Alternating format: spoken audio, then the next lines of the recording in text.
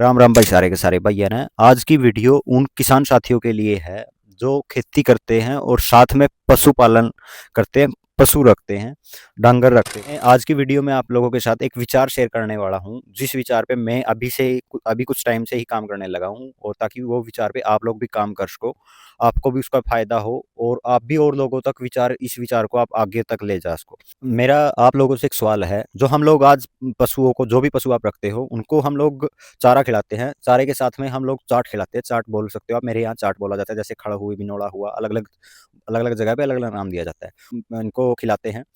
और पहले बुजुर्ग हमारे जो, वो नहीं खिलाते थे। वो क्यों नहीं खिलाते थे और आज क्यों खिलाते हैं, उसका रीजन अगर आपको पता है तो आप कमेंट करके बता सकते हो। दूसरी बात ये है कि अगर हम लोग खिला रहे हैं तो क्या उसमें वो चीज़ है जो उसको चाहिए। अगर हम लोग आज जितना पैसा चाट के ऊपर खर्च करते हैं, हम हमारा वो पैसा अगर बच के, इसकी वीडियो में वही विचार शेयर करूंगा आपके साथ, ताकि जो हमारा पैसा है वो बच के, जो हम लोग चाट पे, भैंसों के लिए जो चाट वगैरह पे खर्च करते हैं, जो खड़ हुई, बिनौला हुआ, अलग अलग चाटों के माध्यम से। अब की बार मैंने बरसीन बोई हुई है यहाँ। तो बरसीन हम लोग सभी खिलाते हैं, लेकिन आपको सोचने वाली बात ये है कि हम सभी के सभी पीछे बरसीन खिला रहे हैं चारा के तौर पे, हरा के तौर पे। लेकिन क्या बरसीन के अंदर उतने न्यूट्रिशन वैल्यू है, उतने पोषक तत्व है जो भैंस को चाहिए। लेकिन हम लोग क्या करते हैं, जो तूड़ी है उसके अंदर भी सोचने वाली बात क्या है, हमारी भैंस पूरे दिन में खाती क्या है? तूड़ी खाती है ज्यादातर एवरेज लोगों की। नहीं तो पोषक तत्वों की पूर्ति हो रही है क्या उसके अंदर? उसे उतने पोषक तत्व है जो भैंस को चाहिए, जैसे हमारे शरीर को चाहिए पोषक तत्व, क्या उतने पोषक तत्व उसके अंदर है? तो अगर आप देखोगे तो उतने पोषक तत्व नहीं मिलेंगे। लेकिन हमारे पहले बुजुर्ग जो भैंसों को खिलाते थे, अगर हम लोग भी वही खिलाना चालू कर दें तो शायद उतने पोषक तत्व जो पहले मिलते थे वो मिलने स्टार्ट हो जाए। उसमें क्या है, जैसे अब की बार मैंने ट्रायल के तौर पे बाद में स्टार्ट किया, लेकिन आप भी कर सकते हो। अभी जैसे बरसीन, अब तो टाइम निकल चुका है, लेकिन आप अगले साल में कर सकते हो। वो पहले से ही वो आप लिख के भी रख सकते हो, जो चीज़ें मैं आपको बताने वाला हूँ, जो विचार मैं आप लोगों के साथ शेयर करने वाला हूँ। बुआई करोगे आप, जब बरसीन की बुआई करो, उसके साथ साथ बहुत सारी चीज़ें आप ऐड कर सकते हो, ताकि जो हमारे पहले बुजुर्ग जो भैंसों को खिलाते थे वो भी वो वही आपको न्यूट्रिशन वैल्यू, वही चीज़ें हमारी भैंसों को मिल सके, उस ताकि हमारा उससे जो दूध हम लोग पीते हैं उसमें भी फायदा हो हम लोगों को। अभी आप बरसीन के साथ साथ में आप इसके मेथी बो सकते हो, पालक बो सकते हो, उसके साथ आप गेहूं बो सकते हो, बरसीन के अंदर ही जोई बो सकते हो। और उसके अलावा आप जैसे चना भी बो सकते हो उसके अंदर। उसके साथ साथ में ही आप सरसों बो सकते हो। मतलब 8 से 9 प्रकार की चीज़ें आप उसको मिक्स करके बो सकते हो, ताकि जो आप आपकी भैंस चारा खाएगी, जो उसके अंदर न्यूट्रिशन वैल्यू, पोषक तत्वों की कमी ना हो। मतलब हम लोग अगर बरसीन के साथ साथ में, जब बरसीन की बुआई करें उस टाइम हम सिस्टम भी बोए, उसके अंदर ही इतनी सिस्टम बोए कि हमारा, जैसे सिस्टम ये मुझे पता है कि एक बार ही होगी, दोबारा फुटाव में कम होगी। उसके अंदर ही आप बहुत सारी ऐसी चीज़ें बो दीजिए कि आपको जब फुटाव हो तो उसमें समस्या ना आए। आप पालक बो दीजिए, आप मेथी बो दीजिए, आप चना बो दीजिए, आप सिसम बो दीजिए, आप उसके अंदर जोई बो दीजिए, आप गेहूँ बो दीजिए साथ के साथ, क्योंकि उसके अंदर जो गेहूँ के पोषक तत्व वो हो गए, वो आ जाएँगे।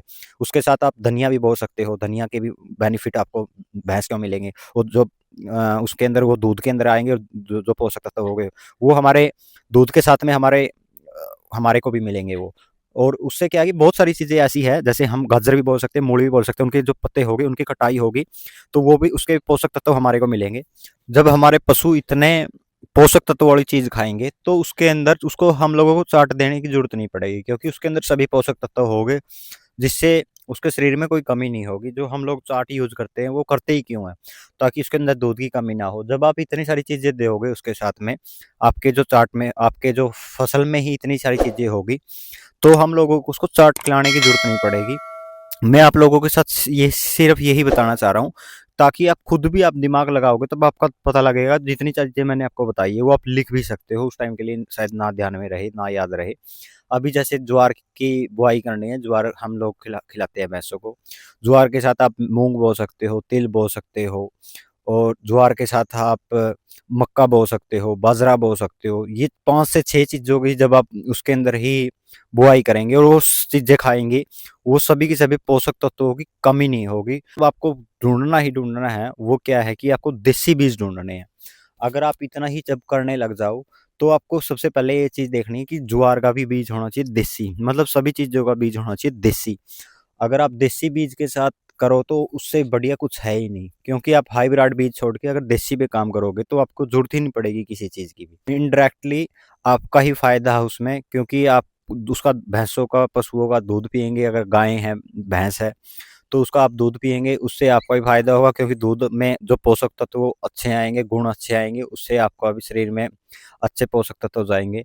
इनडायरेक्टली इनडायरेक्टली आपका भी फायदा है उसमें। तो वो आपको बहुत सारी जगह पे ऐसे है, जब आप ढूंढने निकलेंगे तो मिल जाएंगे आपको। देसी बीज ढूंढने हैं आपको, नॉट हाइब्रिड। हाइब्रिड की बजाय देसी बीज ढूंढने हैं आपको। एक चीज का यहाँ पर सिर्फ ध्यान रखना पड़ेगा। यहाँ पर एक समस्या आती है जो मैंने नोटिस की है, वो ये है कि जितने एरिया में आप कर रहे हो उससे थोड़ा ज़्यादा एरिया में करनी पड़ेगी। बस ये समस्या आएगी आपको। मतलब जितने एरिया में आपकी अभी मशीन बो रहे हो, तो वो फुटाव थोड़ा कम होगा। अगली बार एक बार में फुटाव हो जाएगा, अगली बार में फुटाव कम होगा। इस वजह से थोड़ी आप ज़्यादा एरिया में अगर आप उसको बुआई करोगे तो समस्या नहीं आएगी, आपकी समस्या का हल हो जाएगा।